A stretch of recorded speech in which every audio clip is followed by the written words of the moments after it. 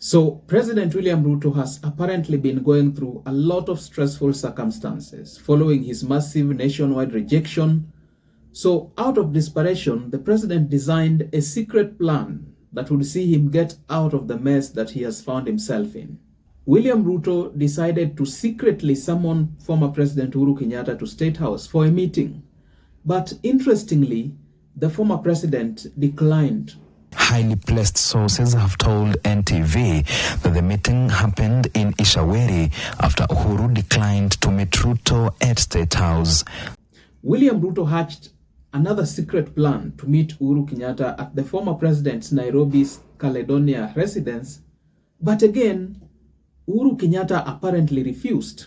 In fact, the former president maintained that he could only agree to a meeting at his Ishaweri home in Gatundu, where Ruto had arrogantly promised to send him after winning the 2022 presidential elections.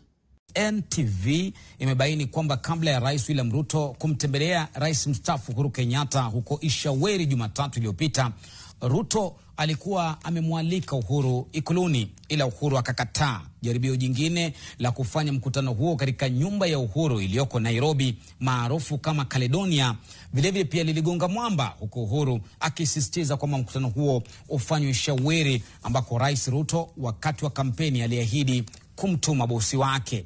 So to ease the 7-year-old tension that has grown between Uhuru Kenyatta and William Ruto, the incumbent president decided to ferry 12 goats to Uhuru's Ishaweri home. Sources have also confirmed that Ruto arrived in Ishaweri with 12 goats in what has been interpreted as a gesture toward mending offenses. Now, for the incumbent William Samoei Arap Ruto to go to a private home of the former president Uhuru Kenyatta in the name of discussing matters of national interest, it is a direct acknowledgement that William Ruto is defeated, distressed, and extremely vulnerable. Matters of national importance such as national security cannot and should never be discussed in someone's private home. Now, in this video, I want us to look at the real reason why William Ruto subjected himself to a lot of humiliation by bending low and visiting the former president's home, and what this means for President William Ruto's 2027 election bid. And without any further ado, let's get after it. Number 1, William Ruto knows that he has lost the war. Mount Kenya is gone. Rigathi Gachagua, whom he had impeached, is now powerful. In fact, Rigathi Gachagua is always glad to attack and deconstruct President William Ruto at the slightest of opportunities. Here is an example. Pia tunataka kuuliza, hakuna haja ya kutukana raia. Hao wananchi wakitoa maoni yao, wewe sikiza tu, hata kama upendi, hakuna haja kusema wako na mapepo, kwa sababu hakuna haja. There's no need. Sisi nauliza tu heshima kama jamii, hapana kutukana sisi na kuita sisi wa kabila. Sisi hatuna ukabila, kwa sababu tulikupigia kura na wewe hukuwa mtu ya kabila hii. Hiyo ni thihirisho kamili, sisi hapana wa kabila. Hapana tafuta marafiki yako wapya kutukana sisi kwa mikutano, kutuita sisi ni wa kabila. Muachana na sisi. Chukueni kiti, fanyeni vile mnataka, lakini wacheni kutukana jamii. You know, if nothing else, respect this community for their kindness towards you. Just respect them. You don't have to do anything else. Just respect these people. Huko na marafiki wapya, kazi yako ni kupeleka hao mikutano, kututukana na kusomea hii jamii, na kusema vile sisi tuko wajinga na nini na mambo kama hayo. Ni sawa tu. Pia tunataka kuuliza, hakuna haja ya kutukana raia. Hao wananchi wakitoa maoni yao, wewe sikiza tu, hata kama upendi, hakuna haja kusema wako na mapepo, kwa sababu hakuna haja. There's no need. Nyinyi mko na mapepo? Sasa hakuna haja.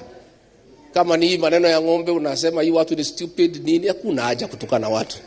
It's not necessary. Especially watu ambaye walikupatia kazi, wakakupatia kura, wakakufanya mema, wakakufanya mfalme. There is no need to abuse the people of Kenya. Just listen to what they are saying. If you don't like it, it's okay. But there is no need to abuse the people of Kenya. Hata juzi naona wahubiri wanatukanwa ati wengine hawajasoma. Sasa some of us have no capacity to know yule mhubiri amesoma na hajasoma. Sisi tunasikiza neno ile tumesikiza hapa, hawa wamesoma hapa bado soma. Basi hiyo tu. There is no need to be abusive. There is no need to use vulgar language.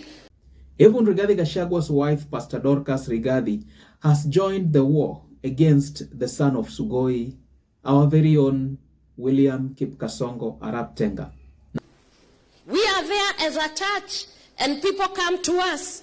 There are people who now cannot be able to afford dialysis.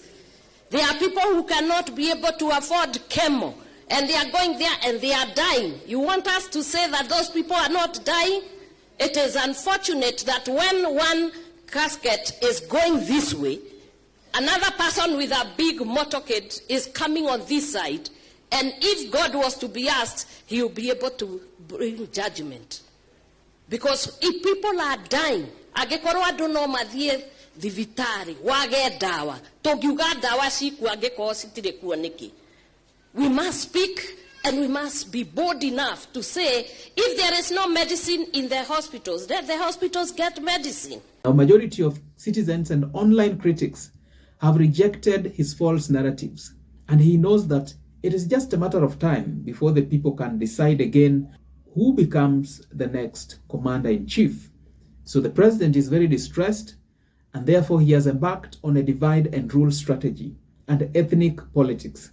Number 2, Kalonzo Musyoka has shown us, quite frankly, that he is Uhuru Kenyatta's good friend. In fact, Uhuru Kenyatta attended the wedding of Kalonzo Musyoka's daughter a few days ago, and in politics, we cannot take this lightly. Every inch of movement and association between Kalonzo Musyoka and Uhuru Kenyatta makes a lot of political sense. William Ruto is terrified, very terrified of this development, I can assure you. Number 3, Okia Omtata Okoiti and Dr. Fred Matiang'i's bid for the presidency in 2022 has received a great boost from Kenyan young people, including the Gen Zs and millennials. William Ruto knows quite precisely that there is no more time to waste, as the Ruto must go forces are consolidating and coalescing. Now, at the end of the day, guys, this is just but my opinion. Do let me know your thoughts and opinions in the comment section below. Don't forget to like, subscribe, and hit the notification bell for more informative content such as this. And in the event you're here for the first time, please don't hesitate to check out my YouTube channel, and I guarantee you'll get a ton of content on recent political, policy, and governance issues in Kenya.